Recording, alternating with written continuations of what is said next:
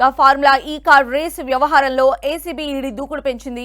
BRS working president KTR ను ACB ED విచారించనుంది.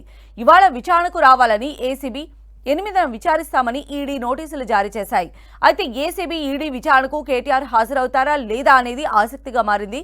ఒకేసారి ED ACB రంగంలోకి దిగడంతో గులాబీ పార్టీలో చర్చకు దారితీసింది.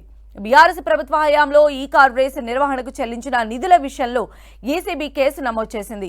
కేటీఆర్ సహా పలువురు అధికారులపైన కేసులు పెట్టింది. ఐఏఎస్ అరవింద్ కుమార్ అప్రూవర్గా మారినట్లు ప్రచారం కూడా జరుగుతోంది. మరోవైపు కేటీఆర్ మాత్రం ఎక్కడా అవినీతి జరగలేదంటూ ఏసీబీ విచారణను సవాల్ చేస్తూ కోర్టుకు వెళ్లారు. ఇక ఏసీబీ ఎఫ్ఐఆర్ను హైకోర్టులో సవాల్ చేశారు కేటీఆర్. ఈ పిటిషన్పై విచారణ చేపట్టిన న్యాయస్థానం తీర్పు ఇచ్చే వరకు అరెస్టు చేయవద్దని ఆదేశించింది. ఈ క్రమంలో ఇవాళ విచారణకు హాజరు కావాలని కేటీఆర్కు ఏసీబీ నోటీసులు జారీ చేసింది. మరోవైపు రేపు విచారణకు రావాలని ఈడీ సమన్లు ఇచ్చింది. ఈ విచారణకు కేటీఆర్ హాజరవుతారా లేదా అన్నది ఇప్పుడు హాట్ టాపిక్ అయింది.